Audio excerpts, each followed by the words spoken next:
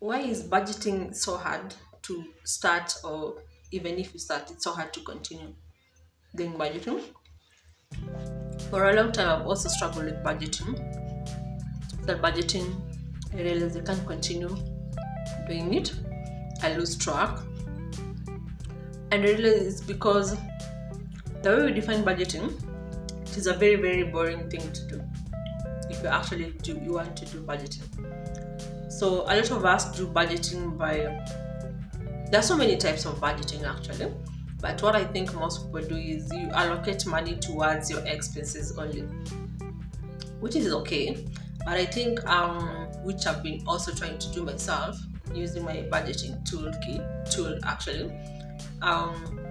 You try to pay yourself through your budget as well. So you allocate some money for you and make sure that you actually allocate money to those portions. And another way is to actually allocate money to your savings accounts and automate that money to those particular savings accounts, that those goals that you have in such savings towards them. Then if you use a budgeting tool, whether it is an Excel sheet or an app that you've downloaded, make sure that you are recording those expenses in that tool. Why? So that you don't do budgeting to, what word do I use? What I mean is you set money for your future as well.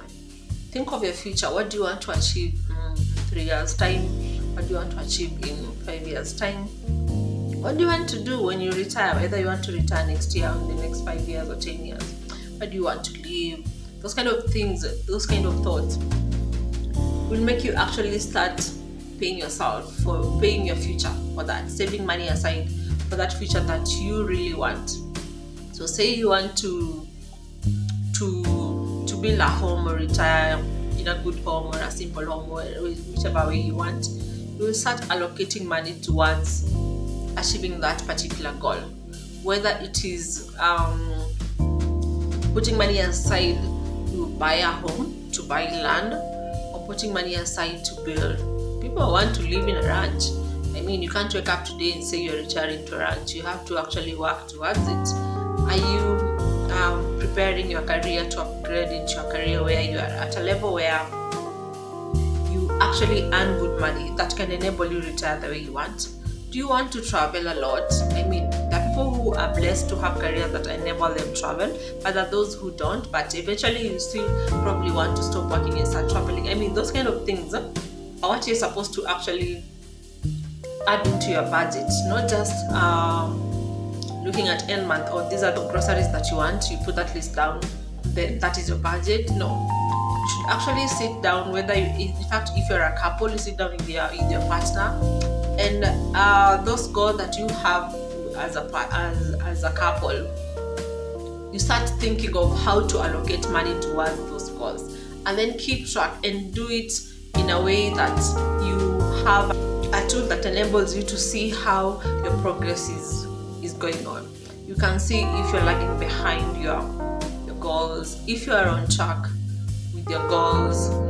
If a tool that should also enable you to see how much money should you be able to allocate towards a certain goal or a certain thing for you to achieve that goal. You can also be able to see how you just allocate your money towards expenses, towards savings, towards investments. You should have a tool that can show you in terms of graphs, in terms of whichever way you like actually, but graphs are actually better visual tools to use. It actually shows you your progression, how you're doing, are you lagging behind, are you keeping up, are you achieving your goals, are you struggling to achieve your goals, do you need to make amendments? That helps you to make wise decisions when you're allocating your budgets. A budget is not supposed to be a tool where it is restricting you to even spend money. A budget tool is supposed to help you see how you are allocating your money and where to improve and where to change. So I think that's, from my perspective, that is why it is hard for people to budget, because we only budget for groceries. And what else do we budget for? You don't do budgeting to only cover your expenses. Do budgeting to cover your savings portions, your investment portions. Do budgeting to reflect the life that you want, or to reflect the life that you currently living, so that it's like a report that you're writing and then present it to yourself in the future. In like 3 months, you look at it and say, this report looks good, or this report needs altered, to be altered in some ways. So you increase your savings, reduce some of the expenses. And some of the expenses I would like to mention when it comes to cutting budgets expenses that are hard to cut are fixed expenses, because those are things like rent. Those are things that are actually fixed and are huge. So normally it's usually hard to cut on fixed expenses.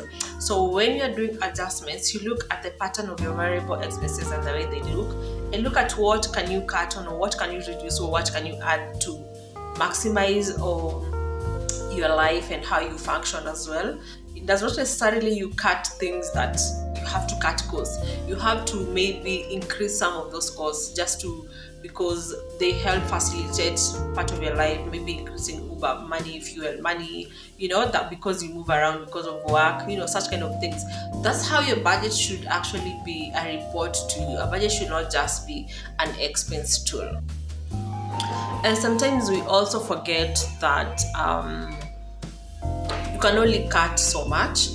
Sometimes you have to increase your income. So when you're doing your budgeting and start allocating some money towards your savings and your investments, you will realize that probably the income that you're making is not enough, and you have to add a certain percent. So what the budget does, what a good budget should actually do for you, is to tell you even how much are you supposed to add. When you're working with a specific figure in mind, it's easier to even go out and say, today I want to make this much from my business, or today at this end of this month when I'm earning my salary, I'm going to allocate this amount towards this particular goal, whether it is a saving or a particular expense or towards an investment.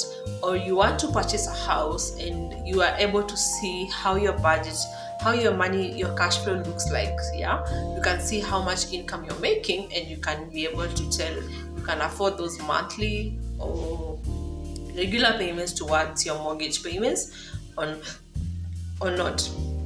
So budgeting should not just be about expenses, it should actually also be about your future and your investments.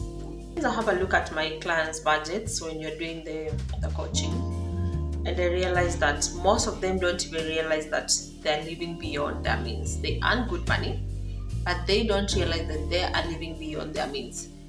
And they actually can't afford to live beyond their means, and by that I mean their cash inflow is quite high. So it's very hard for them to pick those small things that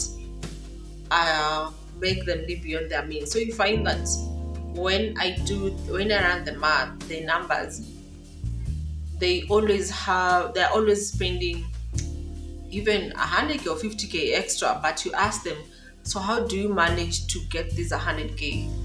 There's always a deficit over 100k on your budget almost every month. They can't put a finger on where they actually get that money from. But as you continue to run the numbers, you realize that there's so many debts here and there, some which they could not account for, or sometimes they have those windfalls or something of the sort, and they spend it unwisely, and that is why sometimes their monthly budgets are high, and they find that they have not been able to save anything.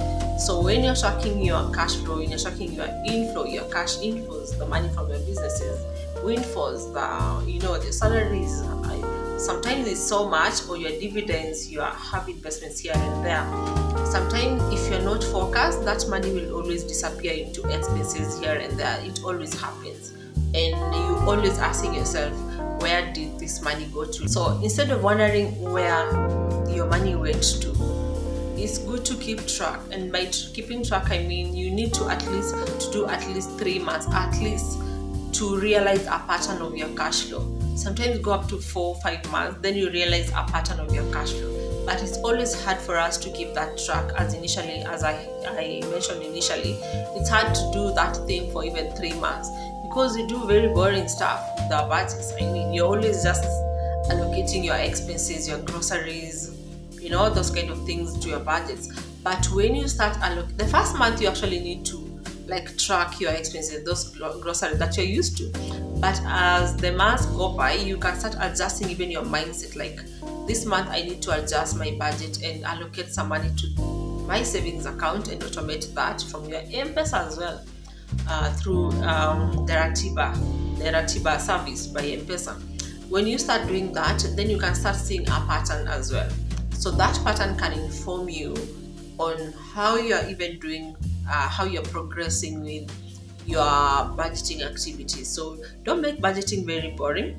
Allocate the things that you love in your budget, and you'll start finding that budgeting becomes fun.